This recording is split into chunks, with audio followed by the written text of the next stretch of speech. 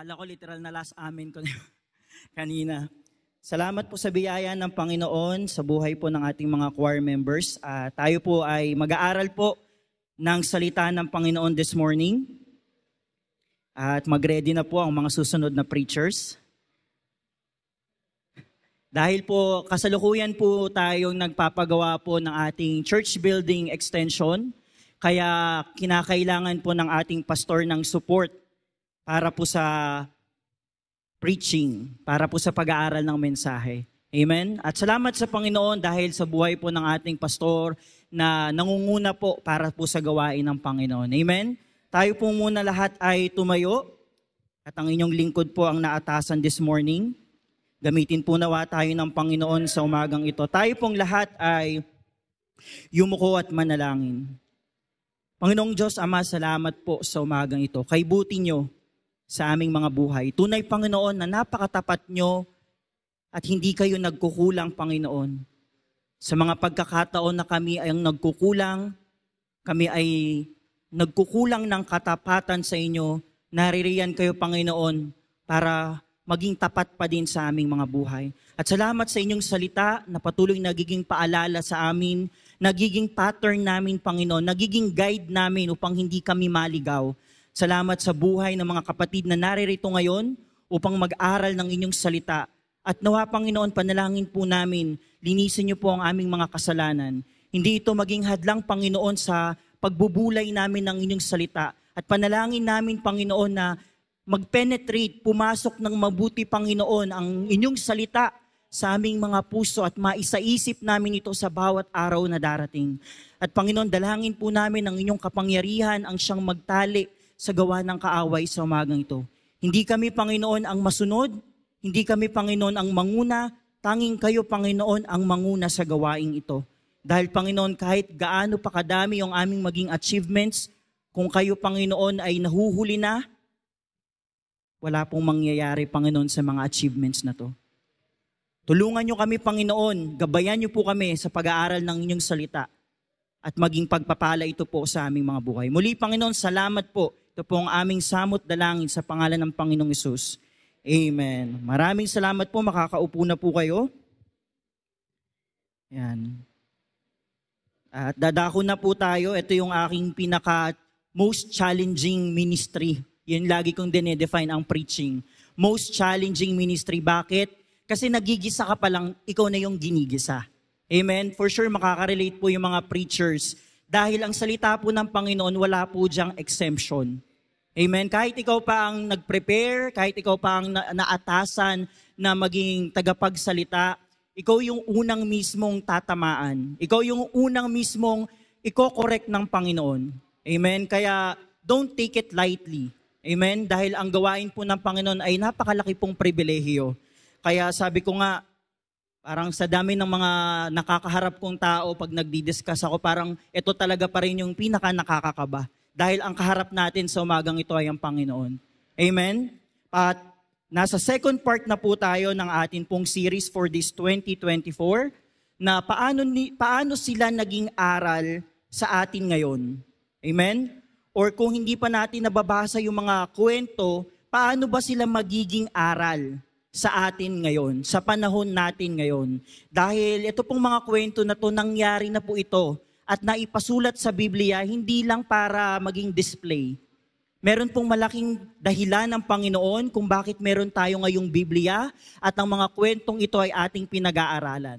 Amen? Ito po ay ating ilaw. Ito po ay ating gabay para hindi po tayo maligaw. Ito po yung ating manual.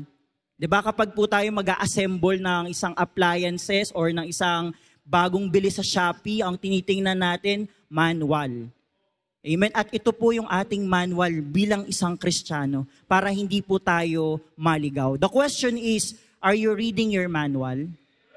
Say amen po kung nagbabasa po kayo ng inyong manual. Amen. Sa biyaya po ng Panginoon. At ang pag-uusapan po natin this morning ay si Aaron and the people of Israel. Amen? So ito po yung kwento, kung nabasa nyo na po ito po yung kwento sa Old Testament in the book of Exodus kung saan nagkaroon po ng malaking kasalanan itong si Aaron at ang mga Israelita dahil sa paggawa nila ng Diyos-Diyosan. Okay? At yun ang kanilang sinamba.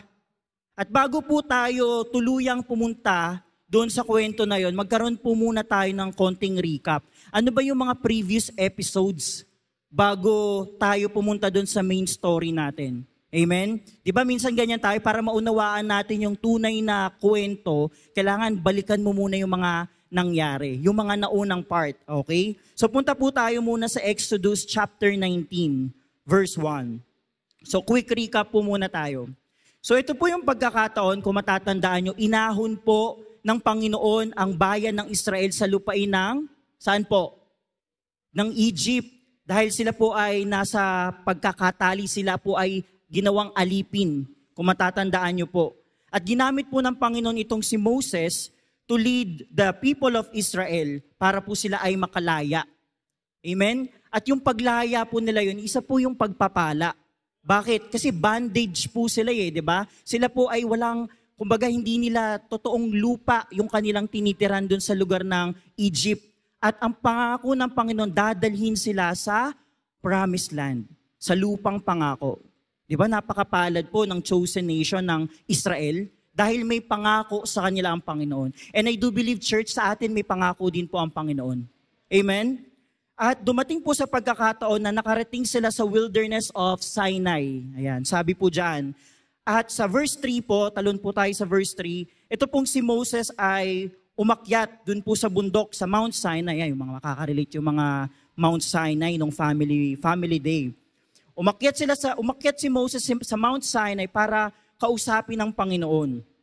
And in verse 11, ang sabi ng Panginoon kay Moses, "And be ready against the third day, for the third day the Lord will come down in the sight of all the people upon Mount Sinai."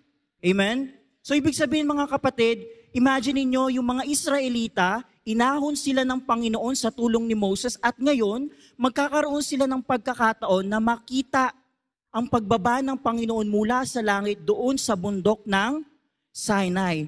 Do you think, church, is it a normal event? Hindi po, no? It is a special event. Kumbaga, sa panahon natin, kung bababa ang Panginoon, siguro lahat tayo magsisitino, no, Pastor? Siguro lahat tayo magsisitapos ng mga first fruit natin. Kasi Panginoon yung mismong bababa. Amen? It is kumbaga one of a kind event na mangyari sa buhay nila. And kung i-consider natin yun sa panahon natin, baka ganun din yung maramdaman natin. Panginoon ang darating, bababa mula sa langit. Bababa dyan sa tumpok ng hinukay natin dyan, Pastor. Imagine niyo, no? Bababa ang Panginoon sa Mount Sinai. At ang sabi po sa verse 16, talon po tayo sa verse 16. "And it came to pass on the third day in the morning that there were thunders." Ayan, sa pagbaba ng Panginoon, nagkaroon ng malalakas na kulog. Nagkaroon ng kidlat. "And a thick cloud upon the mount." Kumbaga, grabe yung yung pagpasok, yung pagbaba ng Panginoon. Hindi lang basta-basta bumaba. May special effects. Diba? May thunders. Sabi po may lightnings. Nagkaroon ng cloud upon the mount. Napalibutan yung bundok ng Sinai. At the voice of the trumpet exceeding loud. Napakalakas po ng tunog ng trompeta. At ang lahat ng tao, sabi po dyan, ay natakot. They are trembled. Sabi po dyan, nanginig sila. Kasi syempre, hindi naman yun nangyayari araw-araw Diba? Minsan lang yun at considering the fact, sila yung inahon ng Panginoon from the land of Egypt at yung Diyos na nag-ahon sa kanila, bababa mula sa langit. Amen? Isa po yung pribilehiyo, tama po ba, church? Isa po yung malaking pagkakataon para sa kanila. And in verse 17 po, ang sabi po ni Moses, "And Moses brought forth the people out of the camp." Siguro itong mga tao sa sobrang takot nila, hindi nga yun madalas nangyayari. Sa sobrang takot nila, taguan siguro sa kanilang mga kampo. At sabi po doon, pinalabas ni Moses yung mga tao to meet with God. Grabe yung kakatagpuin nila, Pastor, Panginoon. Yung Panginoon na nag-ahon sa kanila sa lugar ng Ehipto. Di ba, napakalaking pagkakataon yun. Yung parang, yung malaman mo nga lang, may nag-sponsor ng ticket mo, tapos mamimit mo yung taong nag-sponsor. O kaya kung ikaw ay estudyante, scholar, Di ba makikita mo yung nag-sponsor ng tuition mo, malaking pribilehiyo yun para sa iyo yun. May pagkakataon kang magpasalamat. At gayon din yung mga tao ng Israel. At sabi po doon, they stood at the nether part of the mount. Sa paanan ng bundok sila kasi hindi po sila pwedeng umakyat. In verse 18 po, and the Mount Sinai was altogether on a smoke. Ayan, may special effects pa rin, Pastor, no? May smoke. Because the Lord descended upon it in fire. So, syempre, hindi nila makikita yung wangis talaga ng Panginoon. Bumaba ang Panginoon in a form of fire. Imaginin mo, may bumabang apoy mula sa langit, kumulog, kumidlat. Hindi ka ba naman talaga manginginig sa ganong kwento, sa ganong senaryo? Diba? Umuusok pa at nakapalibot sa isang buong bundok. Amen? And in verse 20, ang sabi po dito, and the Lord came down upon Mount Sinai on the top of the mount, and the Lord called Moses. Tinawag niya po si Moses at umakyat po doon si Moses. Kasi po si Moses yung leader ng mga tao ng Israelita. And sa Exodus chapter 20, verse 1, sa pagbaba po ng Panginoon, ayan, and God spake all these words saying, verse 2, I am the Lord thy God, which have brought thee out of the land of Egypt, out of the house of bondage. Nagpakilala pa ang Panginoon, ako yung Diyos na nag-ahon sa inyo, nag-alis sa inyo sa lupain ng Hipno, sa inyong pagkakaalipin. Amen? Grabe yung moment na yun ni Moses siguro, Pastor, no? Siguro kung tayo yun, baka anong pakiramdam yung pwede nating maramdaman during that time. Pero hindi tayo si Moses, wala tayo sa panahon na yun Ang tanging magagawa na lang natin ay balikan yung kwento na yun at pag-aralan. At ang sabi ng Panginoon sa Exodus chapter 20 verse 3, ang unang banggit ng Panginoon, ang una niyang sinabi, Thou shalt have no other gods before me. Amen? Familiar po ba sa inyo ang Exodus chapter 20? Ano po ba ang nakasulat sa Exodus chapter 20? 10 Commandments. Amen po. Diyan po nakasulat, nakalagay yung 10 utos ng Panginoon. Amen? Kaya basahin nyo po yan. Baka 11 yung alam nyo, 10 po yung nandyan. Pero marami pa pong utos na binigay ang Panginoon. Pero ito po yung isipin natin, church. Sa lahat ng utos ng Panginoon, bakit kaya ito yung unang-una na binanggit niya kay Moses? Huwag kang magkakaroon ng Diyos liban sa akin. Amen? Siguro naman may reason ang Panginoon. Siya yung nag-ahon, tapos magkakaroon ka ng ibang Diyos? Unfair naman siguro yon. Amen? Parang kumbaga, ako yung nag-effort sa'yo, nanligaw ako sa'yo, tapos iba yung sasagutin mo? Unfair yun, di ba? Parang napapailing si Sir Lance, ha? Parang nakarelate ba, Sir Lance? Kasi masakit po yun, di ba? Kaya yun yung unang binitawan na utos ng Panginoon. Huwag kang magkakaroon ng ibang mga Diyos liban sa akin. Dahil siya yung totoong Diyos at tunay na Diyos na nag-ahon sa mga taga-Ehipto. Amen? At tayo ding church, tayo'y niligtas ng Panginoon. Kaya dapat huwag tayong magkaroon ng ibang Diyos. Na tayo dapat bound to hell tayo, pero niligtas tayo ng Panginoon. Tinanggal tayo sa pagkakatali sa kasalanan at binigyan tayo ng pagkakataon na magkaroon ng buhay na walang hanggan. Be thankful. Be grateful sa Panginoon, kapatid. Amen? And in verse 4 po, Thou shalt not make unto thee any graven image. Huwag kang gumawa ng kahit anumang imahe na katulad ng nakikita mo sa himpapawid, dito sa lupa, at sa nakikita mo sa dagat. Yun po yung utos ng Panginoon. At sa chapter 20 pa rin po, verse 23, Ye shall not make with me gods of silver, yung mga Diyos-Diyosan na gawa sa ginto, at mga Diyos-Diyosan na gawa sa pilak. Silver pala yung una, and then gold. Amen? So, yung fellowship nitong si Moses at ng Panginoon, ibinigay sa Exodus chapter 20, yung 10 Commandments at yung mga utos pa ng Panginoon. Amen? At kung babasahin po natin yung Exodus chapters 21 to 23, diyan pa po binigay ng Panginoon yung iba pang mga palatuntunan. Yung mga utos ng Panginoon na ire-relay ngayon ni Moses sa mga Israelita, sa people of Israel. Gaano po kabuti ang Panginoon na yung mga taong walang sistema, bibigyan niya ng sistema. Amen? Kasi mahirap pag magulo, walang patakaran. Amen? Imagine niyo dito sa church wala tayong sistema. Lahat tayo pwedeng tumayo pagka oras ng gawain. Ang gulo nun. Yung biglang may aagaw ng mic sa akin dito para mag-preach din siya kasi naka-ready po ako ng outline, Sir Junel. More than 1 hour ka na. Magulo po yung pastor, no? Hindi po maganda yon.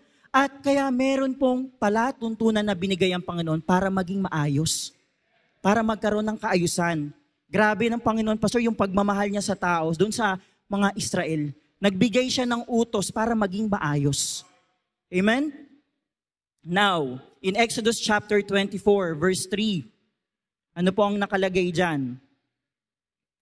Sabi po dyan, and Moses came and told the people all the words of the Lord. Ayan, bumaba itong si Moses after po ng ilang chapters ng pag-uusap ng Panginoon at ni Moses, bumaba po itong si Moses para i-relay, para sabihin, kasi wala pang GC nung panahon na yun, pastor eh. Kumbaga, siya lang ang nakakaalam, bawal umakyat yung mga tao. Kaya ang gagawin ni Moses, kailangan niya talagang bumaba para ipasa yung mensahe at mga utos ng Panginoon. Ngayon kasi sa panahon natin, pag sinabi na ng isa, makikita na ng lahat eh. Pero nung panahon na yun, kailangan mano-mano. Kailangan bumaba ni Moses mula sa bundok ng Sinai at dalhin ang utos, ipaalam kung ano yung commandments ng Panginoon. Amen? At ang sabi po, nung nasabi na at narinig ng mga tao, ano po ang sabi nila? And all people answered with one voice. Sabay-sabay pa, pastor. Talagang may unity pa. And said, all the words which the Lord had said, will we do.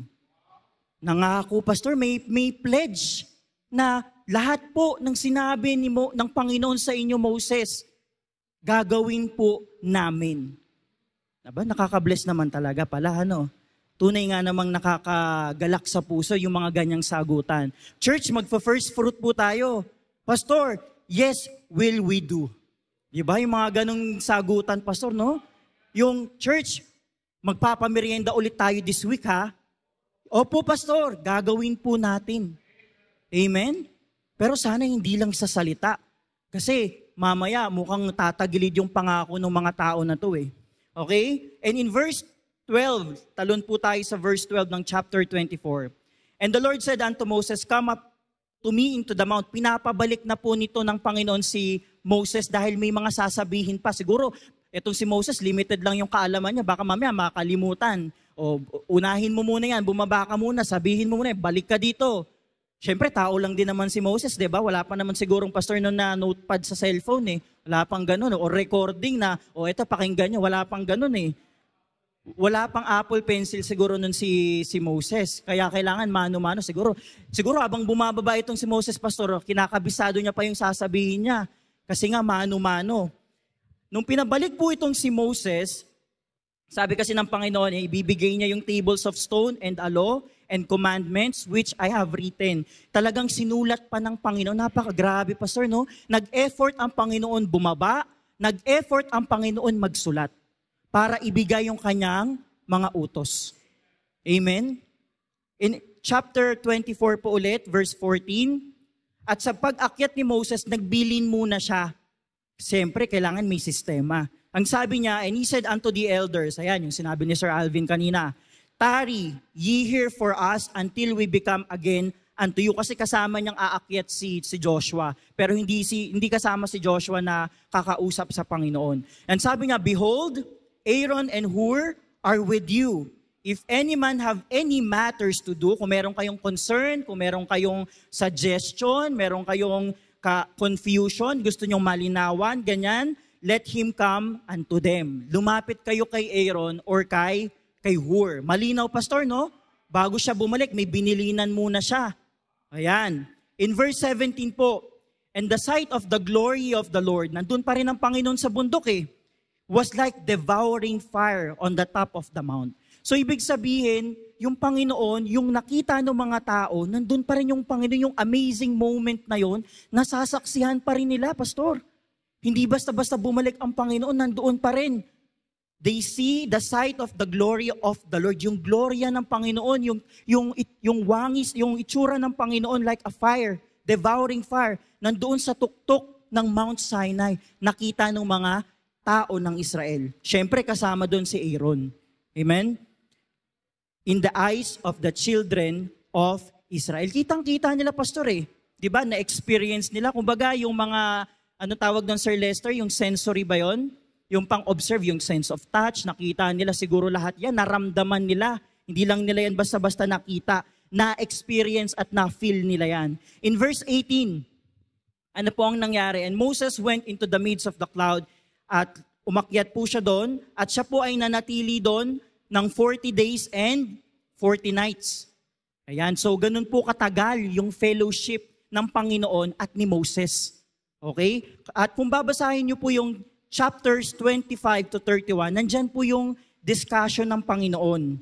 Okay? Nandyan po yung discussion ng Panginoon about dun sa offering, sa burnt offering, peace offering, yung tabernacle, nandyan po yung susuotin na robe ng mga priesthood, yung oil, yung process, dinidiscuss po lahat ng Panginoon kay Moses. Amen? Napaka-systematic po kasi ng Diyos natin. Kaya ang buhay mong magulo, inaayos niya. Amen? At yung mga tao sa Israel, binibigyan niya din yung kaayusan.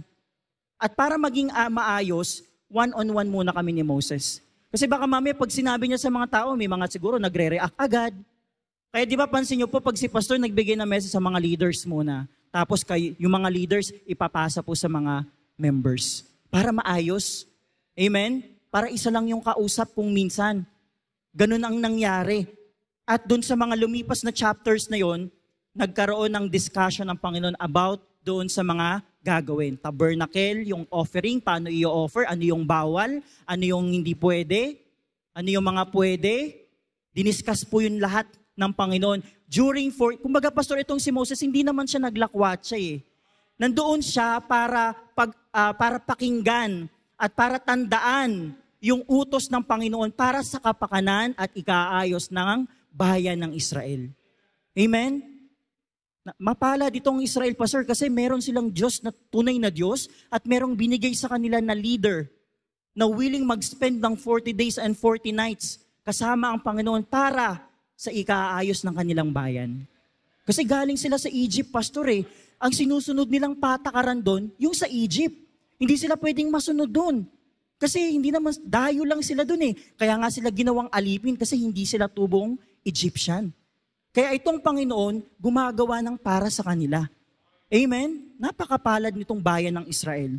Ngayon po, sabi po dyan, sa chapter 31 verse 18, and he gave unto Moses, when he made an end of communing with him upon Mount Sinai, 2 tables of testimony, tables of stone, written with the finger of God. Grabe po, lahat ng napag-usapan nila, sinulat ng Panginoon. Paano kaya sinulat ng Panginoon? Ano kayang gamit ng Panginoon? Panda kaya? HBW kaya yung gamit niya? Faber-Castell kaya? Pero syempre, special yun kasi sulat kamay yun ng Panginoon. Yung finger ng Panginoon. Okay? At napakalaking pribilehiyo ng mga tao ng Israel para maranasan yung ganong pagkakataon, pastor. Amen? Yun nga lang, may plot twist.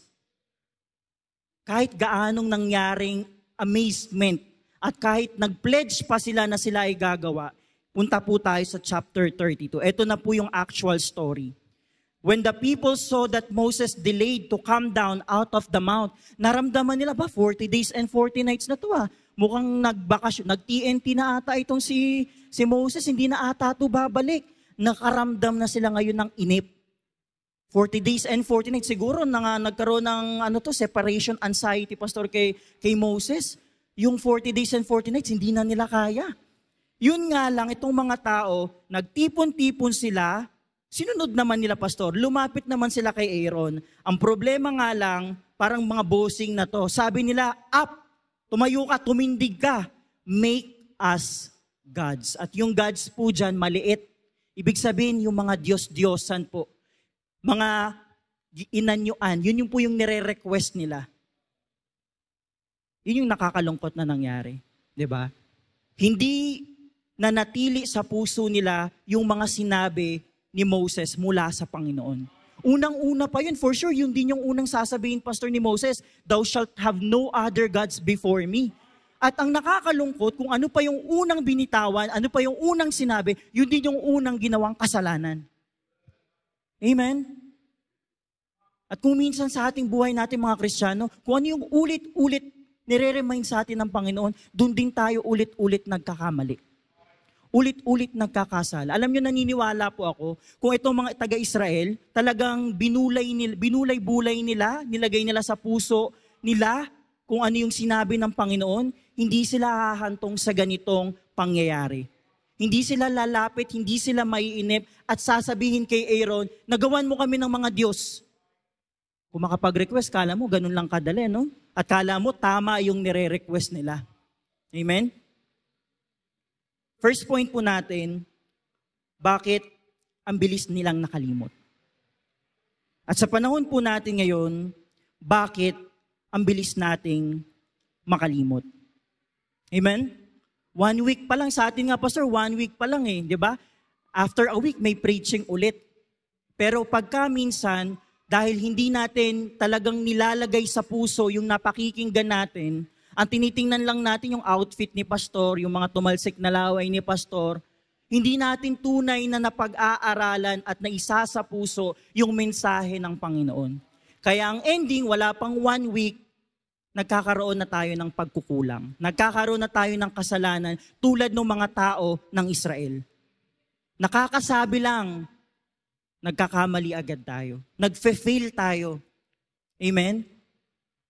Yung mga sa panahon natin, hindi naman tayo gumagawa ng mga inanyuan sa biyaya ng Panginoon. Ewan ko po sa bahay nyo kung may collections kayo niyan ha. Ewan ko po sa inyo, pero kami po wala. Pero sa panahon po natin ngayon, alam niyo po kung ano na yung mga nagiging Diyos-Diyosan. Yung mga bagay na mas nagiging laman na ng iyong puso. Minsan may mga bagay na nandoon na yung heart mo. Yung bagay na pag nakita mo, gustong-gusto mong binibili, gustong-gusto mong napupuntahan, to the point na kahit mapalayo ka na sa Panginoon. At may mga bagay na mas mahalaga na sa iyo yung mga kaibigan mo kesa sa Panginoon. Amen? At kung minsan, kahit sa pag-aaral o yung eskwelahan, mas importante na sa iyo yung mga na-achieve mo sa school, yung mga ginagawa mong pag-aaral. Hindi ko po sinasabing against po tayo dyan, pero kapatid, be careful. Kasi if those things replaces God in your heart, nagiging Diyos-Diyosan na po yan. Bakit? Kasi pag yan na yung mahalaga sa puso mo, yan na ang magpapasunod sa'yo. Imagine, isipin mo, makikita mo unconsciously, yung mga ministries mo, napapabayaan mo na, kasi po may gagawin po kami ng kaibigan ko, kasi po pupunta po kami dito. Kapatid, may ministry ka para sa Panginoon, and you were saved, you were redeemed by the blood of Jesus. Tapos i-reason mo na may pupuntahan kayo.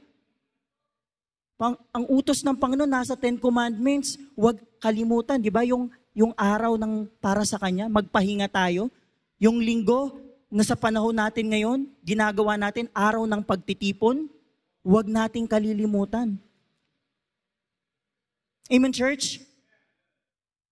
At kung minsan, yung trabaho natin, yung mga hanap buhay natin, na kung minsan unconsciously, hindi mo namamalayan, yan na yung nagpapasunod sa'yo.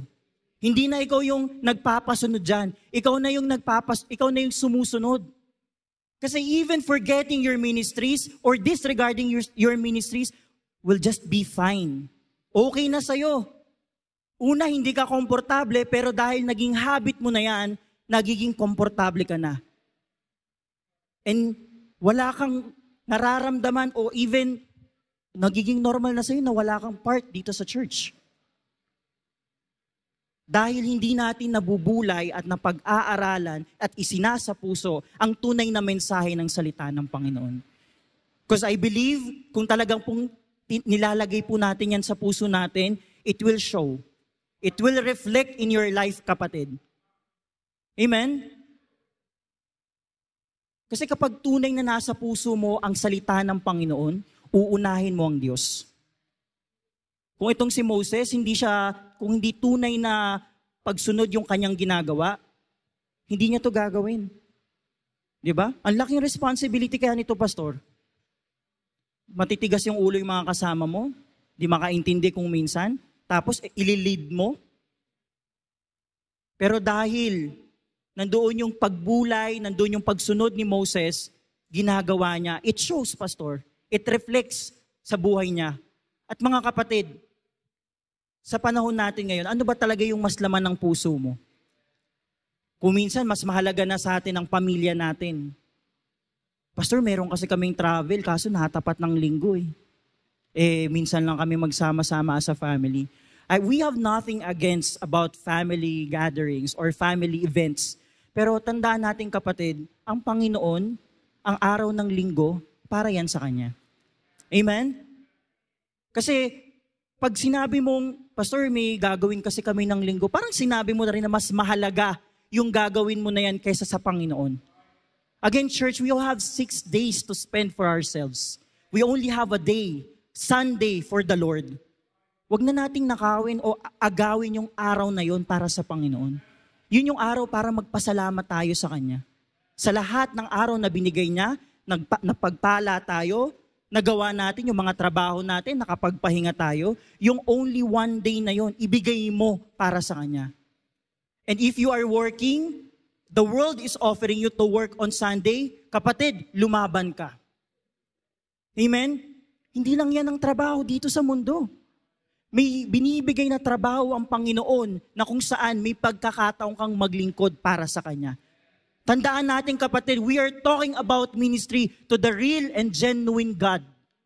Amen? And take that as a privilege. Take that as an opportunity to serve God. Out of the millions of people, ikaw yung naligtas, nakakilala, nakaunawa sa kaligtasan. Tapos, you will take it lightly, you will take it for granted. Ministry, marami namang ibang gagawa dyan. Kapatid, hindi. Merong malaking dahilan at purpose ang Panginoon bakit ikaw ay nakakilala sa Panginoon. Amen? Kasi kapag hindi mo na yun tinitingnan, hindi na yun magiging mahalaga sa'yo, for sure, may iba ng Diyos sa puso mo. Mahirap aminin pagka minsan dahil in denial ang tao. Part yan ng human nature, ng old sinful nature natin. Hindi mo yan agad i-admit. But in reality, after some evaluation and assessment, yun talaga yung nangyayari sa buhay natin. Nagkakaroon tayo ng Diyos-Diyosan. Iba na yung fina-follow natin. Iba na yung sinusunod natin. Katulad nitong mga lingkod itong mga tao ng Israel, nakita nila narinig nila, Pastor, yung thunders, yung lightnings, na-experience nila nakita nila yung devouring fire ng Panginoon. Tapos, after 40 days, nakalimutan na nila yon. For sure, Pastor, naniniwala ko nandoon pa yun eh. Nakikita pa nila eh. Pero bakit humantong sa punto na kailangan maghanap ng ibang Diyos? Dahil hindi tunay na isinapuso ang salita ng Panginoon. Amen? Tingnan natin in verse 2, nang naging reaksyon ni Aaron. And Aaron said unto them, break off the golden earrings. Yun lang. Even Aaron, na-compromise na. Even Aaron, sumang-ayon na. Wala man lang yung pastor, yung sana man lang kipag-negotiate. Bakit anong nangyayari? Bakit ganyan ang naiisip? Wala man lang ganun eh. Paglapit sa kanya, nag-utos agad itong si Aaron. Bakit itong si Aaron? Nainip na din. Kasi, and Aaron said unto them, wala man lang kaabog-abog. Ang sabi agad ni Aaron, break off the golden earrings. Yung mga ginto, grabe, sa lahat ng inahon, sila yung mga nakaginto. Grabe. Tingnan yung mga katabi nyo. May mga golden earrings ba?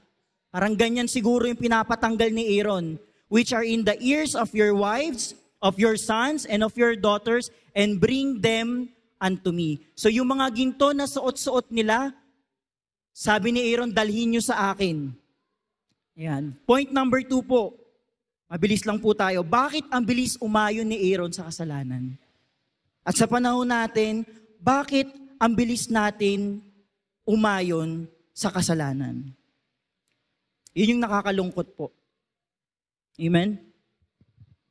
Nakita naman. Ito pong si Aaron, for your information po, kapatid niya po si Moses. Amen? Nakatatandang kapatid po siya ni Moses. So ibig sabihin, Pastor, for sure, malapit itong si Aaron kay Moses. At noon pa lang, sa panahon pa lang na inaahon pa lang ang mga Israelita sa lugar ng Ehipto, aware na tong si Aaron na may totoong Diyos. Pero the question is, bakit ang bilis ng pagsang-ayon nitong si Aaron na talagang nag-participate pa? Talagang nag-effort pa. Minsan ganun tayo, kung pagdating doon tayo nagiging matalino, doon pa nakakaisip ng mga idea. Pero pagdating sa gawain, parang wala tayong magawa, wala tayong maisip. Pero pagdating sa kalokohan, pagdating sa kasalanan, doon pa tayo nagiging matalino. Doon pa tayo nagiging bright. Nakakalungkot. Kasi si Aaron yung nagkaroon ng idea, Pastor, ang sabi lang ng tao, gawan mo kami ng Diyos. Etong si Aaron naman, dahil nga, syempre, leader, Pastor Yun nga lang, nag-feel yung leader na binilinan ni Moses. Naisip nung leader, kunin nyo yung mga ginto nyo, yung mga nasa earrings, yung mga suot ng inyong mga asawa at mga anak. Ayan. Bakit kaya nating kumilos bakit ang bilis nating umayon sa kasalanan? And I strongly believe, ito po ay nangyayari dahil hindi po talaga natin tunay na inilalagay sa puso natin ang salita ng Panginoon. Amen? Kasi kapatid, sa trabaho, di ba, pag alam mong isa kang Kristiyano, kaya mong patunayan na ikaw ay isang Kristiyano. Amen? O kapatid, isang shot lang. O isang inom lang. Pag tunay mong inilagay sa puso mo na ikaw ay anak ng Diyos, madali at may tapang kang i-resist yung mga bagay na yan. Amen? Uy, gawa tayo ng project, linggo, kasi ito yung available namin lahat Ikaw lang yung hindi pwede. Baka pwedeng umabsent ka muna. Kapatid, kung talagang alam mo na ang araw ng linggo ay araw ng Panginoon, kaya mong magsabi ng no. Kaya mong magsabi ng hindi. At kung minsan, yung mga trabaho natin, mas malaki ang bayad, double pay kapag pumasok ka ng linggo. Naku, napapatanong ka na ngayon, siguro okay lang naman kung hindi ako mag-church ngayong araw na to. Nasilaw na tayo ngayon ng salapi. At kung minsan, yung mga hanap buhay natin, yung mga negosyo natin, pwedeng mas malaki o mas malaki ang kita pag araw ng linggo. Pero kapatid, alam natin na yan ay para sa Panginoon. Amen? Come to think of it, church. Dumarating ba sa buhay natin na kay bilis nating umayon pagdating sa kasalanan? If yes, what's the problem? Hindi ba naituro yan ni Pastor? Hindi ba yan na-discuss sa Sunday school? O baka wala ka nung tinuturo yan? Kung wala ka, may Biblia. Ang tanong, binabasa mo ba? Wala tayong excuse dahil nandyan at readily available ang salita ng Panginoon. Pagka minsan, tayo na lang talaga ang nagkukulang. Admit it or not, nasa atin ang pagkukulang. Kaya dumarating sa punto na bilang Kristiyano, yung mga bagay na hindi pang Kristiyano, nagagawa natin. Amen? Baka hanggang ngayon, meron pang mga gumagamit ng mga foul words pag tayo ay nasa labas. Hindi po yun tama bilang Kristiyano. Ang sabi po ng Panginoon, to live like a Christ-like character. Amen? At yun po yung dapat ipamuhay natin. Sa school, paano ba tayo kumilos sa school? Pag nasa labas tayo, paano ba tayo manamit? Paano ba tayo umupo? Paano ba tayo magsalita? Nakikita ba ang pamumuhay sa'yo bilang isang anak ng Diyos? O pagdating dito, ang ayos-ayos ng suot mo, pagdating sa labas, lahat ng telang sumobra, yun na lang yung suot mo. We cannot serve two masters, kapatid. Amen? At kung hindi mo inaaral at isinasa puso ang salita ng Panginoon, talagang madaling umayon. Madali na lang yan, kapatid, kasi bakit? I-activate na lang niya yung old sinful nature mo and the rest is history. Bakit po? Kasi minsan na yung matandaan, lifetime na po iyon. 'Di ba? Magmamark na yan sa buhay ng isang tao. Yung salita na lalabas sa iyong bibig, yung pakikitungo na naranasan niya nung kasama ka niya, lifetime niya yung matatandaan. Ngayon ang tanong, paano ba tayo paglabas ng simbahang ito? Ganun ba tayo kadaling umayon? Ganun ba tayo kadaling hatakin? Ganun ba tayo kadaling maengganyo? Pero pag hinahata ka sa ministry, hirap na hirap ang mga leaders sa'yo. Bakit? Kasi ang dami mong reasons. Pero pag sa labas, konting-konti lang, join ka na. Nakagawa na ng GC, nandun ka na. Pero pag sa GC ng church, hindi mo mabasa.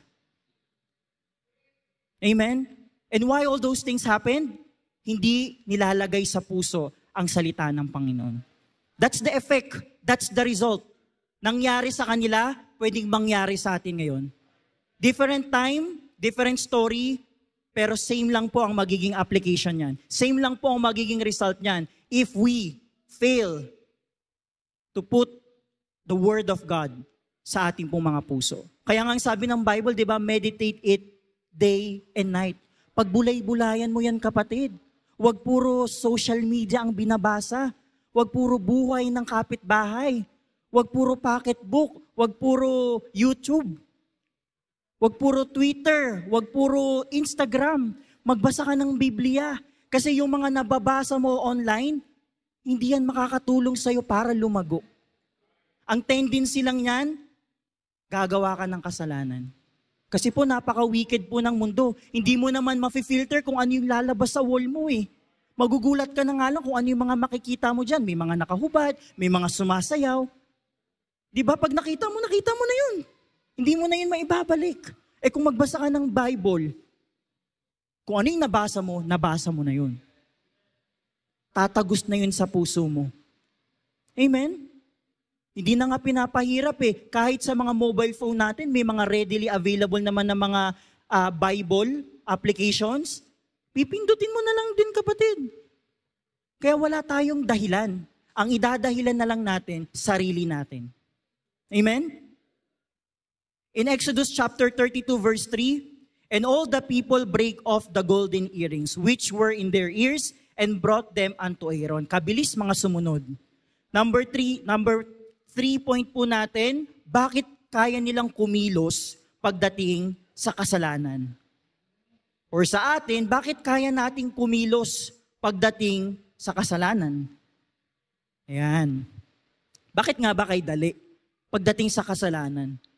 Pagdating sa mga bagay na hindi kalooban ng Panginoon, nagagawa natin madali. Di ba? O huwag kang magsuot niyan, pero nasusuot mo. Huwag kang magsalita ng ganyan, pero nasasabi mo.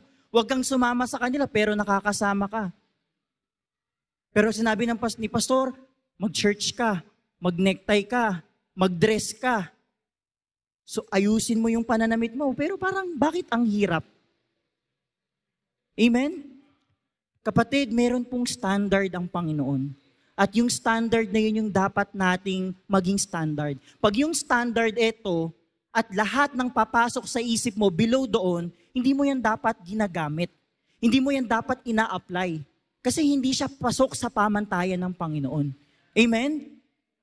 Kasi baka pwede pa, Sir Jonel. Kasi malapit naman konti lang, 1 inch lang yung difference ng standard. Hindi po. Ang pamantayan ay pamantayan ng Panginoon. Amen? Sumunod po tayo. Kasi ang pagkilos po, ang paglilingkod sa Panginoon, ito po ay pribilehiyo. Pagkakataon po yan. Meron kang pagkakataon sabihin sa Panginoon na, Panginoon, sumunod ako. Meron akong ginawa para sa inyo. Kaya pag nanalangin ka, meron ka din kayang banggitin sa panalangin mo na naglingkod ka sa Panginoon. Amen? Verse 4 po, and he received them, yan, nakuha na po ni Aaron. Ang ganda po ng tandem nila, no? May unity pastor, well coordinated, yun nga lang sa kasalanan. Sabi po dyan, fashioned it with a graving tool. Aba, kumuha pa talaga ng gamit para ipagandahin. After he had made it with a molten calf. Yun yung nakakalungkot, no? Pastor, dito sa kwento, kaya naman pala nilang mag-effort. Bakit hindi na lang sila mag-spend ng time para pag-aralan yung salita ng Panginoon? nailbigay nila yung may value yung gold. Kapatid, gold yun. Nailagay nila, naibigay nila. Di ba? Baka sa atin yun, hindi mo yun kayang ibigay. Kasi ang laki ng value. Yung gold na ibigay nila. At ginawa nilang molten calf. O yung inanyuang guya. At yung inanyuan po na yon, against po yon sa kalooban ng Panginoon, at yun po yung kanilang sinamba. Ang sabi po dito, ito po yung nakakalungkot na verse, "These be thy gods, O Israel, which brought thee up out of the land of Egypt." Diniscredit pa yung ginawa ng Panginoon sa buhay nila. Alam nila kung sino yung nag-ahon sa kanila, tapos sasabihin nyo, yung inanyuan, yan yung nag-ahon sa inyo. Talagang direct po na kabastusan at disobedience yun sa Panginoon. Yung unang utos, sinuway nyo, tapos yung ginawa ng Panginoon, inagaw nyo at nilagay nyo dyan sa ginto na ginawa nyo. At sasabihin nyo, nakatayo lang yan, Pastor, di ba? Wala namang ginagawa yun. Sasabihin nyo na ito yung Diyos na nag-ahon sa inyo. Ay, sarap pektosan siguro ng mga tao nung panahon na yun. Ano? Diniscredit nila ang Panginoon. Tinanggal nila yung para sa Panginoon. Amen? Kinuha nila. "These be thy gods, O Israel, which brought thee up out of the land of Egypt." And in verse 5 po, when Aaron saw it, gumawa pa nga po ng altar. Napakahusay, Pastor. Kumbaga may mga potential naman po pala, Pastor. Sa atin ganun din eh. May mga potential naman talaga tayo, pero kung minsan, nailalabas sa mali. Nailalabas sa kasalanan. Pero pagdating sa gawain, wala tayong nagagawa. And Aaron made proclamation. Gumawa pa ng proclamation, napakahusay talaga ni Aaron. And said, "Tomorrow is a feast to the Lord." Ginamit po dyan yung totoong Lord, pero yung ginagawa naman nila para doon sa maling Diyos. In verse 6, "And they rose up early on the morrow." Kaya pang gumising na. Nakita nyo po yung sequence, mga kapatid? Kasalanan yung ginagawa nila doon, pero kaya nilang mag-effort. Kaya nilang magtino para sa mali. Gumising pa nga ng maaga. Pagdating sa eskwela, ng aga-aga mo, ayaw mong nalilate. Pagdating sa work, ayaw mong nababawasan kahit piso yung sahod mo. Kaya talagang kung pasok mo 5 a.m., gising ka na siguro mga 3 a.m. o mga 2 a.m. Kasi nga, mahalaga sa'yo yung trabaho mo. Pero pagdating sa church, ang tanong, kapatid, gaano kahalaga sa'yo pag sinabing 8:30? Ay, okay lang yan. Marami din naman kasing late. Kapatid, we all have our individual relationship sa Panginoon. We are a church, but we are individually accountable sa ating ginagawa sa Panginoon. Huwag mong isipin o tingnan yung ginagawa ng iba. Dahil tao yan. Hindi mo alam kung ano yung tumatakbo sa isipan niyan at hindi mo alam kung ano yung nilalagay niyan sa puso niya. Kung siya ang gagawin mong pamantayan, pwedeng bumagsak ka sa pamantayan ng Panginoon. Kaya in this church, huwag nating tingnan ang kapwa natin. Kahit mukha yung perfect, hindi po yan perfect. Nakikita mo naman na yan. Diba? Sabi ni Annabel, nakikita mo na yan. Nakikita mo, hindi naman siya perfect eh. Bakit siya yung tinitingnan mo? Bakit buhay niya yung ginagawa mong pamantayan ng buhay mo? Hindi naman kayo magkaano-ano Ito ang pamantayan nating kapatid. Isinulat ng Panginoon, pinreserve ng Panginoon para sa iyo, para sa akin, para sa atin. Ito yung gamitin nating pamantayan. Amen? Ang nakakalungkot dito sa mga Israelita, kaya naman pala nilang sumunod. Kaya naman pala nilang mag-effort. Kaya naman pala nilang gumising ng maaga. Kaya naman pala nilang maglingkod sa Panginoon. Sumamba sa Diyos. Pero bakit humantong sa maling Diyos? Because they failed to put the word of God sa puso nila. Kaya kapatid, pag nagbabasa tayo ng salita ng Panginoon, make sure isinasa puso talaga natin. Kasi pag isinapuso mo yan, naturally, gagawin yan ng buhay mo, ng pagkatao mo. Amen? Darating yung araw, magiging uncomfortable ka na sa mga maiiksing damit. Darating yung araw, magiging ilang ka na dun sa mga taong nagbibitaw ng bad words. Ikaw na yung mismong lalayo sa kanila. Yung mga taong nagpa-participate sa mga immoralities, sa mga taong naggagambling, ikaw na yung lalayo sa kanila. Amen? Dahil iba na ang naging pamantayan mo. Dahil isinapuso mo ang salita ng Panginoon. Amen? Verse 6, they rose up early on the morrow and offered burnt offerings and brought peace offerings. Ayun na nga, nakapagdala pa pastor ng burnt offerings. Meron pang peace offering. Pagdating sa labas, kaya nating manlibre. Kaya nating gumastos para sa ibang tao, para mapakita na magaling tayo. Na hindi tayo kuripot. Para mapakita natin na ito yung image natin. Kasi ito yung minemaintain natin. Pero yung image natin sa harapan ng Panginoon, okay lang kahit masira. Okay lang kahit hindi matapos yung first fruit ko. Kasi may susunod naman na taon. Kapatid, mali po yun.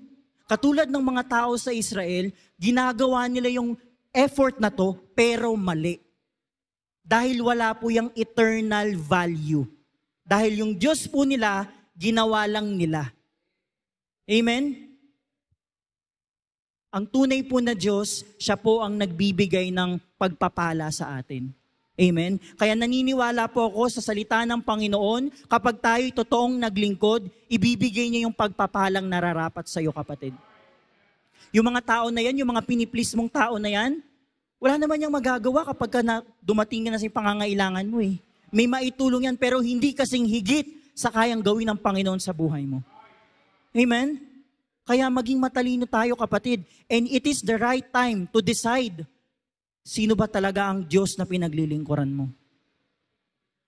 Baka nandito tayo, nagiging tradisyon na lang, nagiging kostumbre mo na lang na pag-araw ng linggo nasa church ka, pero sa puso mo, meron ka na rin palang molten calf. Meron ka na rin palang Diyos-Diyosan na ginawa mo sa sarili mong kamay. Ginawa mo sa sarili mo. Unconsciously, yun na pala yung Diyos mo. Amen? Be mindful and be careful. In verse 7, and the Lord said unto Moses, eto pa po pala, balik po tayo sa verse 6, and the people sat down to eat and to drink and rose up to play. Ayan. Nagkasaya na, pastor. Nagkaroon, kumbaga napakawala na. Nagkasiyahan na sila, nagkatuwaan na sila. Kasi nga, yun na yung Diyos na sinasamba nila.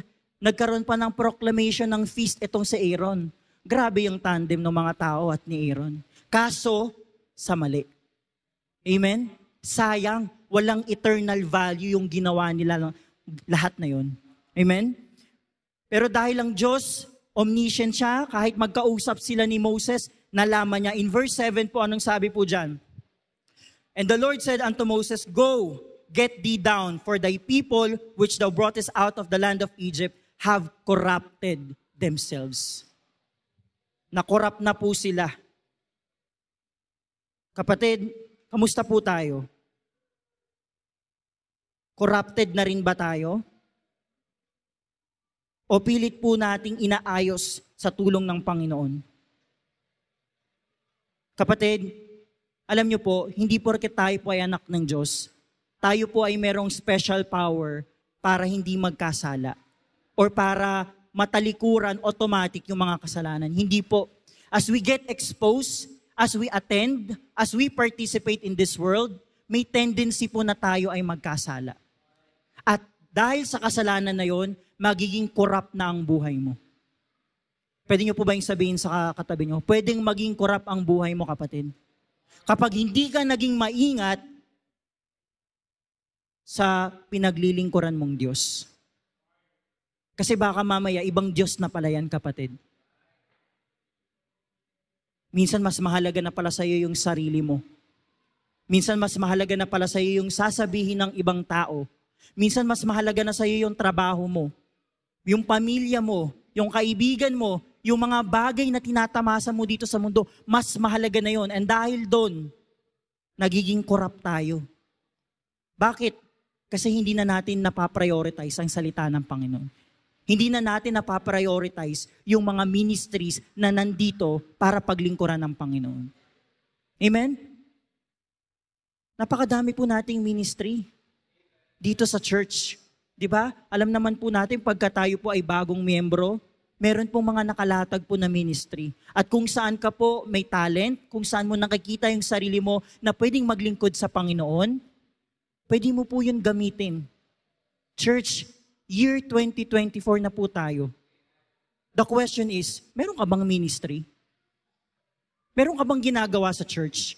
Kapag wala, ikaw na mismo yung tumapik sa sarili mo. Kung hindi kaya ng tapik, suntok. Kung hindi kaya ng suntok, sampal, magising ka lang. Bakit? Kasi that's very alarming. Ilang taong ka nang ligtas? Up until this year, wala kang ginagawa sa Panginoon? Ano ka, display? Amen, church? Hindi po tayo niligtas ng Panginoon para maging display. Kasi kung display lang, iilan lang po kaming baka i-display. Joke lang po yun. Kaso hindi po yun eh. Diba? Hindi po yun yung purpose. Ang purpose ng Panginoon, gamitin yung buhay mo, yung talent mo para maglingkod sa Panginoon. Hindi para dun sa mga Diyos-Diyosan na nasa puso mo. Ang galing-galing mo pero sa trabaho. Ang galing-galing mo pero sa school lang. Ang galing-galing mo pero sa kaibigan mo lang. Ang galing-galing mo pero sa pamilya mo lang. Pagdating sa Panginoon, nasaan ang galing mo? Amen? Kapatid, gamitin mo yung galing mo. Yung galing na yan, lagyan mo ng eternal value. Para pagdating mo sa langit, meron kang makikitang reward mula sa Panginoon. Huwag lang dito sa lupa. Because at the end of the time, pag tayo po'y namatay, hindi naman natin yan madadala. At hindi tatanungin sa'yo ng Panginoon, gaano ka kagaling sa kapatid mo? Gaano ka kagaling sa kaibigan mo? Sa trabaho mo? Na-promote ka ba? Naging milyonaryo ka ba? Nasama ka ba sa Forbes magazine? Naka-fellowship mo ba sila Villar? Sila C family? Hindi po yun ang tatanong ng Panginoon. Ang tatanungin sa'yo ng Panginoon, ano ang naging paglilingkuran mo? Amen? We have nothing against our career, of our family, of our friends, of ourselves. Mahalaga po lahat yan. Pero landaan po natin, pag yan ang nasa una, doon na po yan nagiging mali. Amen? In verse 8, sabi po ng Panginoon, they have turned aside quickly out of the way which I commanded them. Ganun po ni-describe ng Panginoon, quickly, 40 days, 40 nights lang wala ka? Tinalikuran na yung mga sinabi ko? Mga sinabi mo para sa kanila? 40 days and 40 nights lang. They have turned aside quickly out of the way which I commanded them. Which is true. Thou shalt have no other gods before me, pero gumawa sila ng molten calf. Direct disobedience sa Panginoon. Amen? In verse 9, sabi po ng Panginoon, and the Lord said unto Moses, I have seen this people, and behold, it is a stiff-necked people. Yung stiff-neck po dito, hindi po yung yung masakit po yung leg nyo. Pag sinabi pong stiff-neck, matitigas ang ulo. Amen, church? Alam niyo, nung binabasa ko po ito, nung pinag-aaralan ko ito, tinatanong ko yung sarili ko, i-describe ba ako ng Panginoon sa langit na stiff-necked child? Kapatid, tanungin nyo nga ngayon yung sarili nyo. Kung ang Panginoon kayo magkakaroon ng fellowship ngayon sa langit kasama yung mga anghel, will you be described as a stiff-necked child? Yan si Kyle, sabi ng Panginoon, matigas ang ulo niyan. Yan si Lester, matigas ang ulo. Parang ang pangit, parang ang sakit. Kung maririnig natin ang mismong Panginoon ang magsasabi na ang tigas-tigas ng ulo mo. Amen? Kapatid, kung matigas ang ulo mo, matigas din ang puso mo. Bakit? Kasi pinaglilingkuran mo ang maling Diyos. At kung minsan, ikaw na yung gumagawa ng maling Diyos.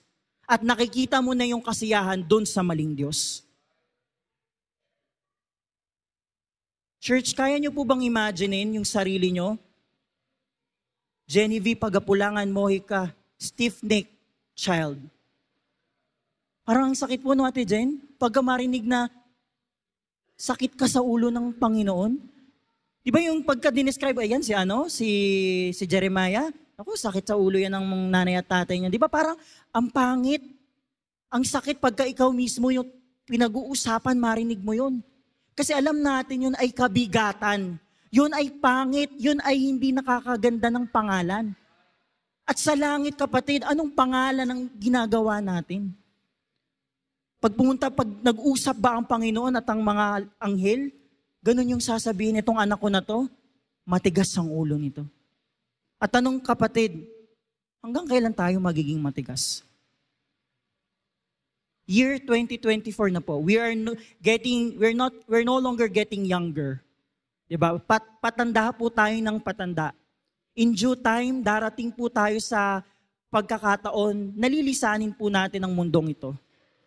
Nauna na sila Brother Emil, nauna na sila Sister Eunice. Pero meron silang ginawang paglilingkuran sa Panginoon.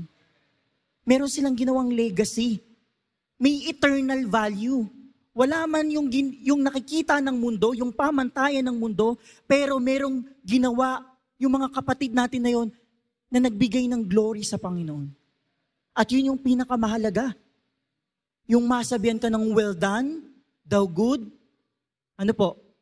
and faithful servant. Hindi ka naman sasabihan ng Panginoon, naging milyonaryo ka ba? Well done. Hindi po yun ang sasabihin ng Panginoon.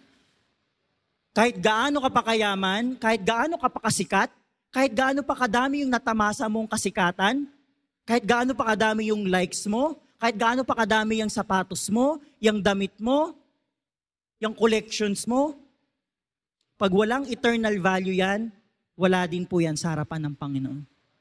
Ang sasabihin lang sa iyo ng Panginoon, ang tigas ng ulo mo.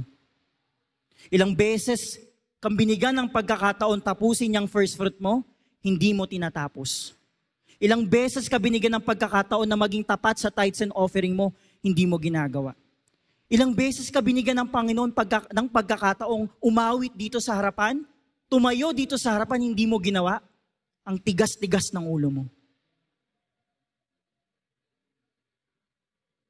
Church, say amen po kung nandyan pa po kayo. This is the right time to reflect. Matigas ba yung ulo natin? And if yes, admit it. Talk to God. Hindi pa po huli ang lahat. May pagkakataon pa po tayo magbago at maglingkod sa Panginoon. Amen? At dahil po sa ginawa nila na yon, in chapter 32 verse 10, now therefore let me alone, that my wrath may wax hot against them, and that I may consume them, and I will make of thee a great nation. Tandaan po natin mga kapatid, yung mga kasalanan po na ginagawa natin, hindi po yan free. Lahat po yan ay may kabayaran. Amen? Lahat po yan ay may consequence. Lahat po yan ay may corresponding action na matatamasa mo at ilalatay sa iyo ng Panginoon pag hindi ka tumigil at hindi ka tumino dahil matigas ang ulo mo. At yun po ang nararamdaman dito sa verse na to ng Panginoon, that my wrath may wax hot against them. Sabi po dyan sa Tagalog, ano po ba yung Tagalog dyan? In verse 10, basahin ko po. Ngayoy bayaan mo nga ako upang ang aking pag-iinit ay mag-alab laban sa kanila. Grabe, no? Sino ba naman hindi magagalit?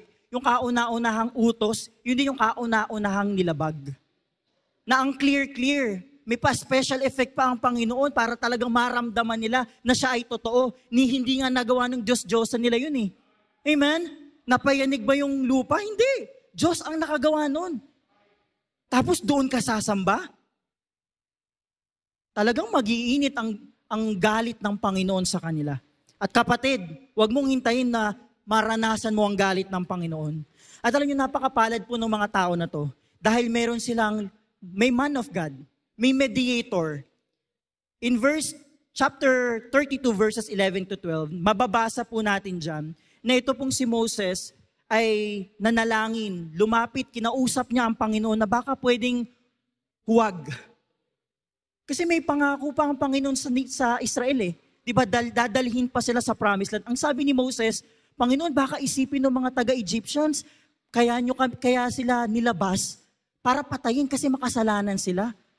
Ibig sabihin, ang pangit pa nung magiging image nila ngayon. Na kaya pala itong mga Israelita na to nilabas ng Panginoon kasi matitigas ang ulo. Tapos pag nabalitaan nila ngayon, ang pangit.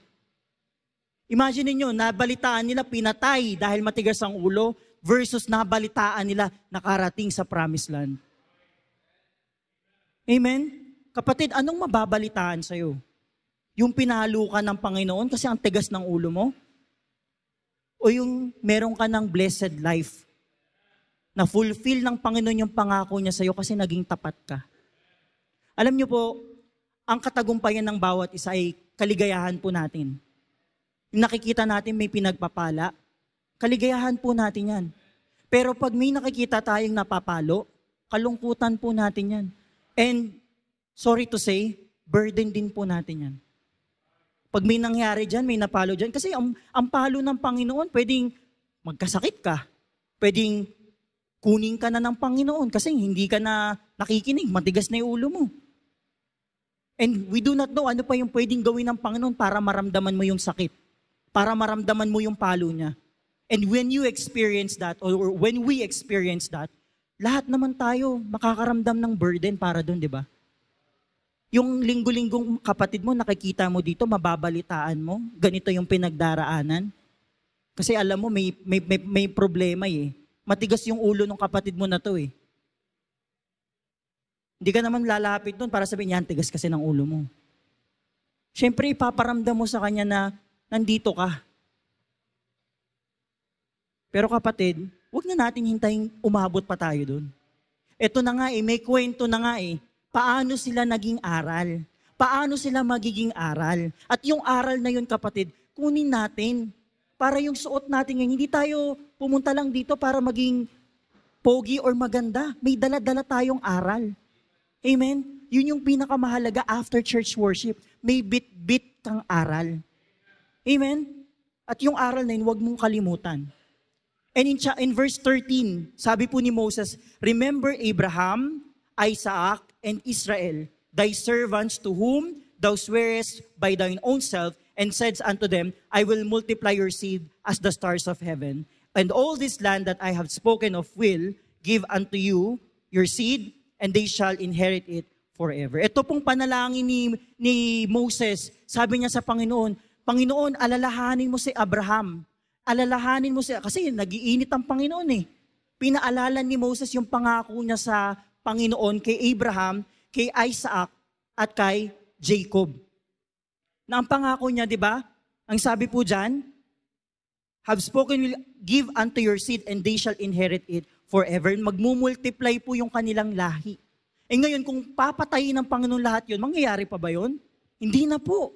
Kaya itong si Moses, lumapit siya sa Panginoon. Nanalangin siya, Panginoon, baka pwedeng alalahanin mo yung pangako mo kay Abraham, kay Isaac, at kay Israel, or kay Jacob.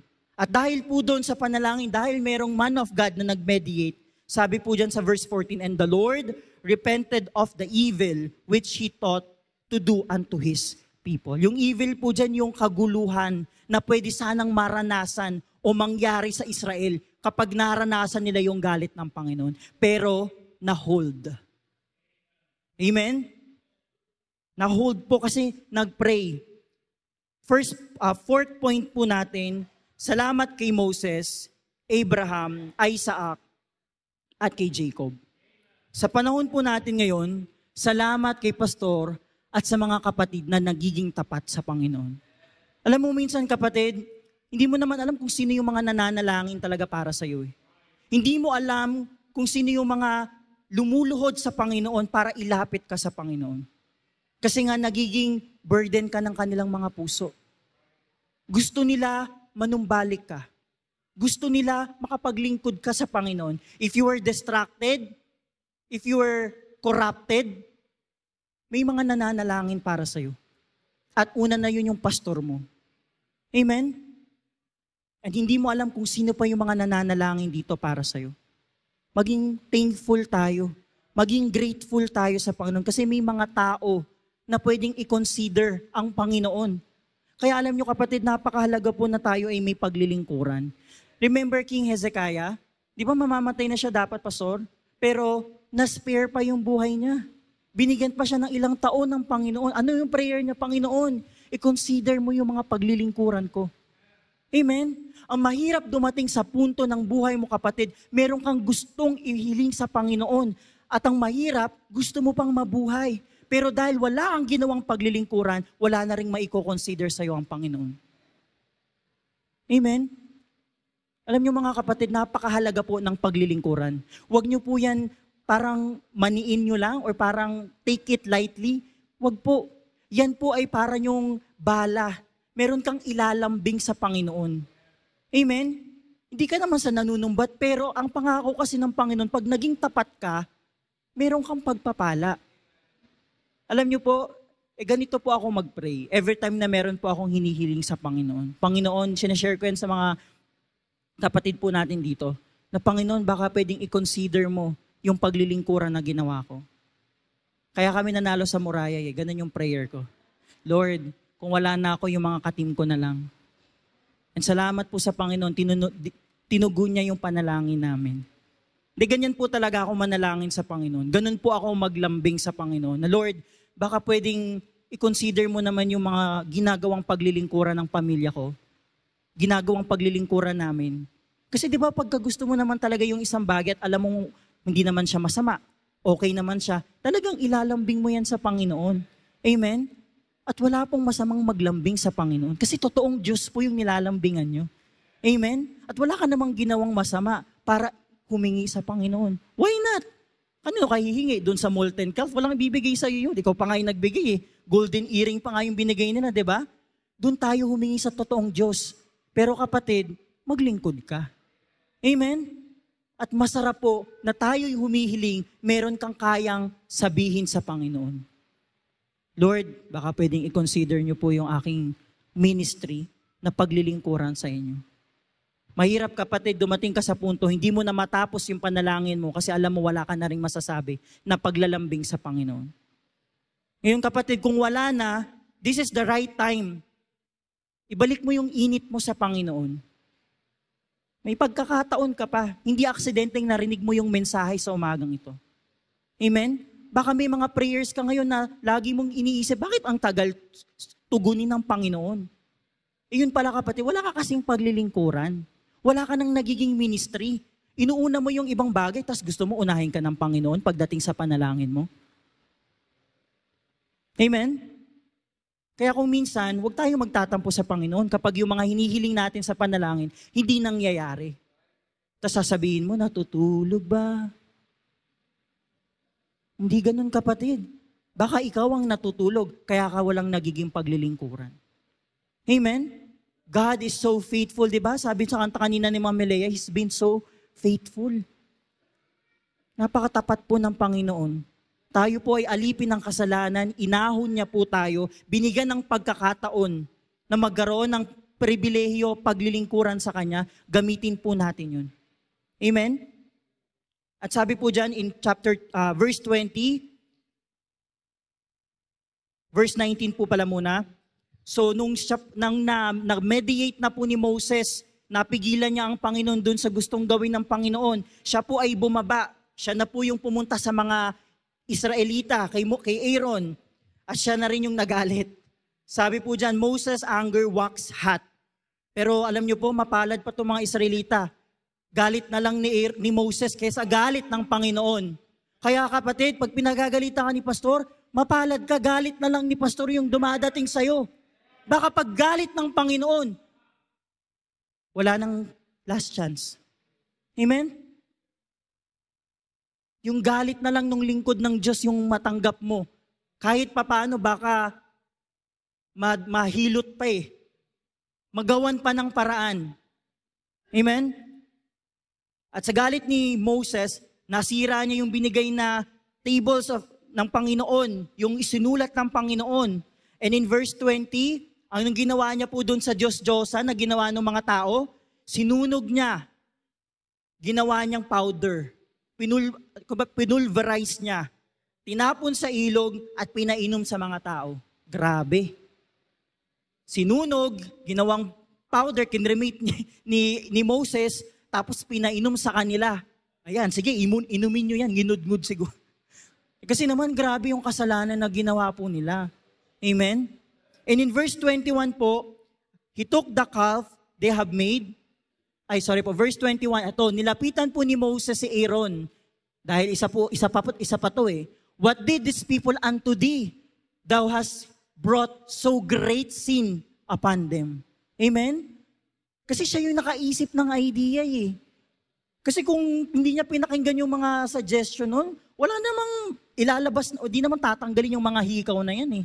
Kaya lang yung mga leaders, mga men, we are playing a big role sa atin pong ministry. And mga tatay sa inyo pong mga pamilya. Kaya po napakahalaga po na kayo mismo, una sa pamilya nyo po, ang nagbubulay-bulay ng salita ng Panginoon. Amen? Dahil po kayo po ang leader. Amen? Pag nilapitan kayo ng Panginoon at tinanong kayo, baka ano pong isasagot natin? Ano nangyari sa pamilya mo? Ba't nagkaganyan yung mga anak mo?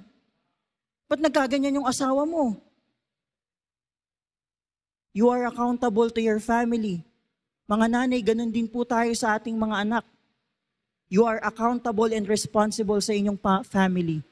Amen? I-check nyo, ano ba yung mga anak nyo? Baka iba na yung Diyos niyan. Baka cellphone na ang Diyos niyan. Baka mobile games na mga nasa puso niyan. Paglaki niyan, hirap na hirap din kayong magdisiplina. Bakit? Kasi pinabayaan nyo eh. Ang panahon pa naman ngayon, madalas, anak na ang nasusunod. Parang ganun, nanay, tatay, timpla mo ako ng ganyan, bilan mo ako ng ganyan. O para manahimik, ganun ang ginagawa ng magulang. Di ba? Yung minsan ngayon, cellphone, tablet, yan ang pampatahimik sa mga bata ngayon eh. Mag-ingat po tayo dyan mga kapatid. Train up a child. Yun po ang sabi ng Biblia. Amen? Standard po ng Panginoon ang gawin po natin. Amen? And in verse 22, and Aaron said, let not the anger of my Lord wax hot. Ayan, syempre, galit na sa kanya si Moses. Thou knowest the people that they are set on mischief. Ayan, syempre, ibabaling ngayon ni Moses yung kasalanan, yung sisi sa mga tao. Totoo din naman, pero nag-participate din siya. Kaya napakahalaga po na tayo ay maging maingat mga leaders. Be careful sa mga ibibigay nating suggestion. Kung hindi po tayo sure, mag-consult tayo sa ating pastor. Okay? Sa 23 to 24, mababasa po natin dyan yung explanation ni Aaron, which is yun yung nangyari sa verse 1. In verse 25 po, and when Moses saw that people were naked, naging kahiya-hiya po. Kasi nga, nagsasayaw na pastor eh. Pagdating ni Moses doon, nakita niya parang nagpa-party-party na itong mga tao. Dahil nga tuwang-tuwa sila doon sa bagong Diyos nila na hindi naman gumagalaw. Ang sabi po sa verse 26, then Moses stood in the gate of the camp and said, who is on the Lord's side? Sa biyaya po ng Panginoon, meron pa naman pastor na natira na nasa Lord's side. Let him come unto me, and all the sons of Levi gathered themselves together unto him. Yun nga lang, lahat ng kasalanan tulad po natin, merong kabayaran.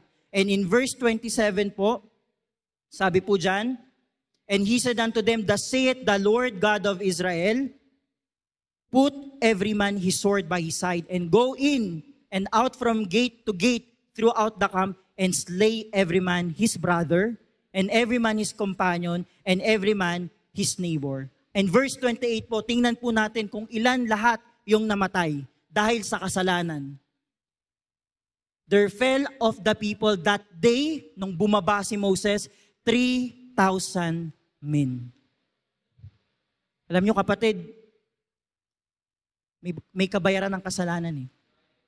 Kapag, sabi nga, pag puno na ang salop, dapat nang kalusin. And kapatid, you are not excused. When the right time comes, hindi na kaya ng Panginoon ang ginagawa mo, hindi ka na sumusunod, darating yung panahon, ito yung payment sa iyong kasalanan. Hindi ka na nadaan sa preaching eh.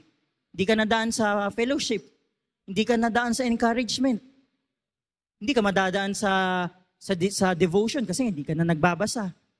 O eto na, dito ka dadaanin ng Panginoon. Kung kinakailangang latayan, kung kinakailangang saktan, ang nakakalungkot, kung kinakailangang pauwiin ka na lang ng Panginoon. Dahil masyado ng mischief, kasalanan, yung ginagawa mo dito sa mundo. Yun yung pinaka nakakalungkot. At kapatid, huwag mong hintayin yun. Kasi wala ka pang insurance. Ay, hindi po. Kasi wala ka pang, di mo alam kung ano yung pwedeng mangyari. Kala mo ganun lang kadali. Na-segue pa.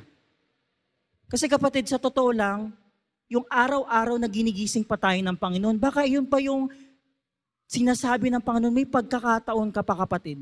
Talikuran mo yung ginagawa mong Diyos. Baka may bisyo ka pa hanggang ngayon, talikuran mo na yan.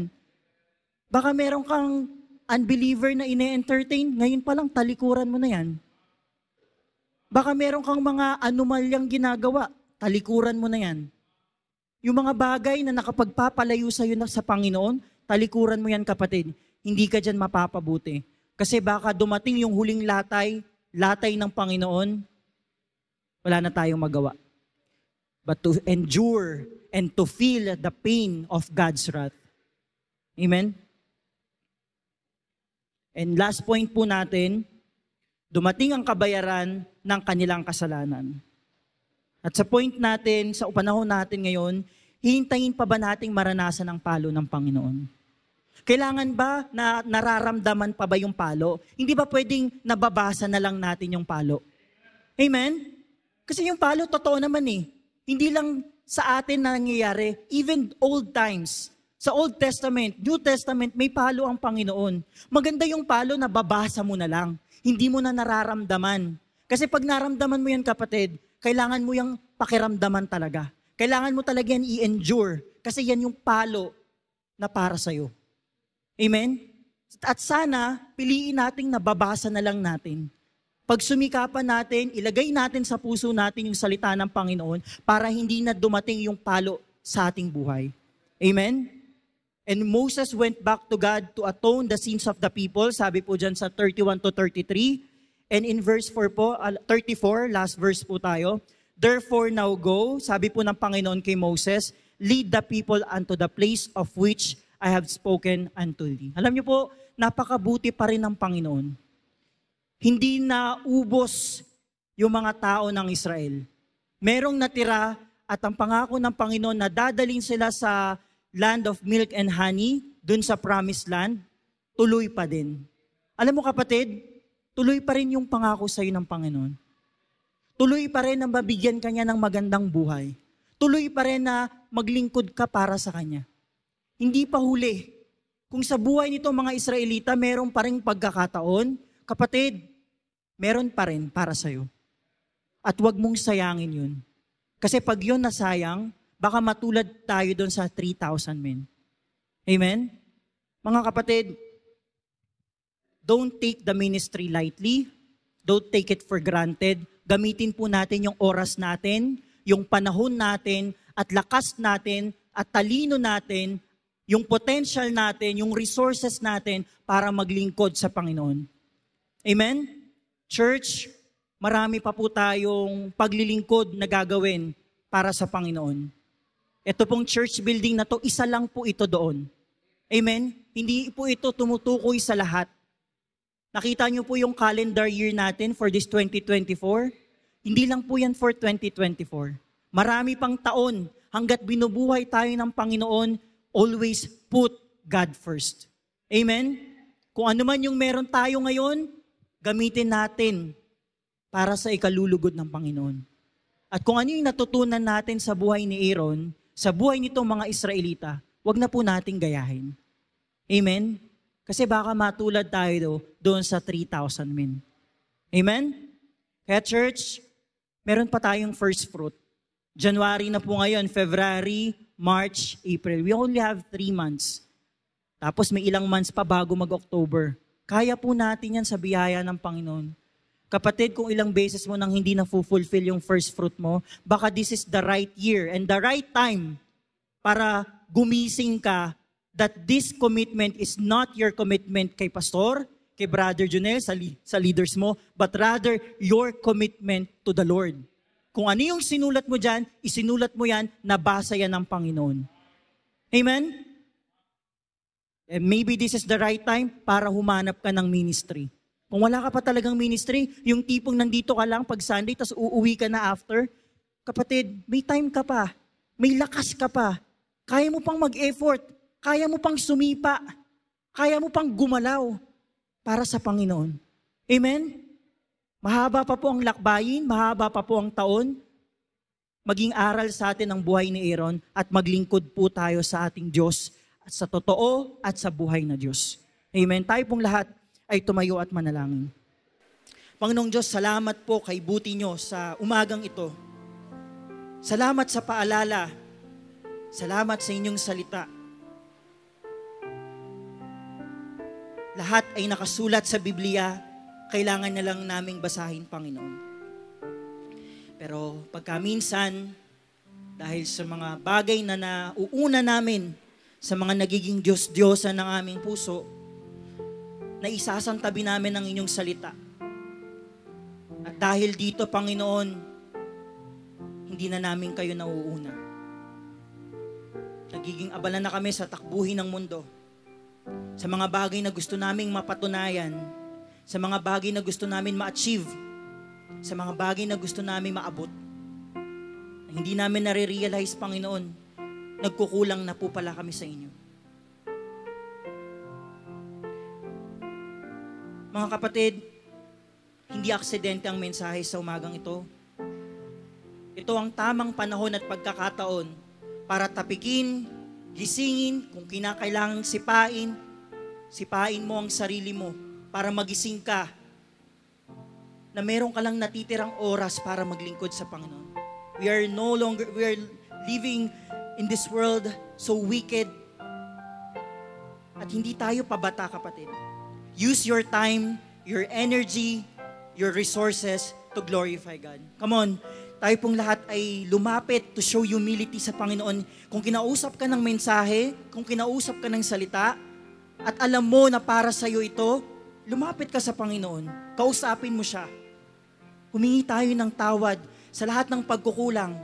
Sa panahon na tayo ay naging complacent, nagpetiks tayo sa lumipas na ilang taon, na akala natin okay lang yung okay na. Pero kapatid, God is wanting more from you. God is asking more from you because you have your potential. You have your time. You have your energy. Use it to glorify God. Come on, tayo pong lahat ay manalangin.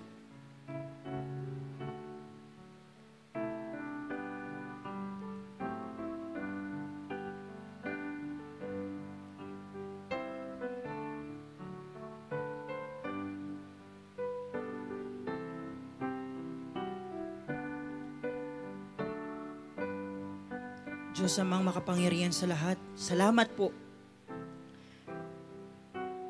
The fact that we are living this year of 2024, meron pang reason.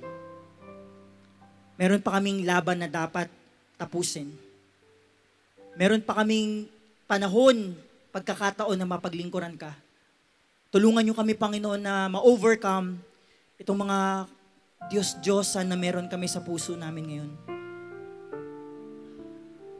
Tulungan niyo kami, Panginoon, na makita kayo bilang tunay na Diyos. Diyos na nagbigay ng kanyang bugtong na anak para sa kabayaran ng aming mga kasalanan. Diyos ni Isaac, Diyos ni Abraham, Diyos ni Moses at Diyos namin ngayon. Kayo ang tunay na Diyos na nagbibigay ng lahat. At tulungan niyo kami, Panginoon, mapagtagumpayan ang mga pagsubok na meron kami ngayon sa aming buhay. We pray, Lord, for this year to be productive. We pray for this year of repentance. And we pray for this year, a year of full of blessings dahil kami merong kayang ilambing na paglilingkuran sa inyo. Help us, O Lord. Gabayan niyo po ang aming pastor na siya ang aming Moses sa panahon ngayon. Bigyan niyo siya ng talino, Panginoon. At kami, bilang mga tagasunod, bilang anak ninyo, Panginoon, makita namin kayo bilang tunay at totoong Diyos ng aming buhay. Panginoon, salamat po sa inyong salita. Bitbitin po namin ito at maging aral sa panahon namin ngayon. Sa pangalan ng Panginoong Hesus, ito po ang aming panalangin. Amen.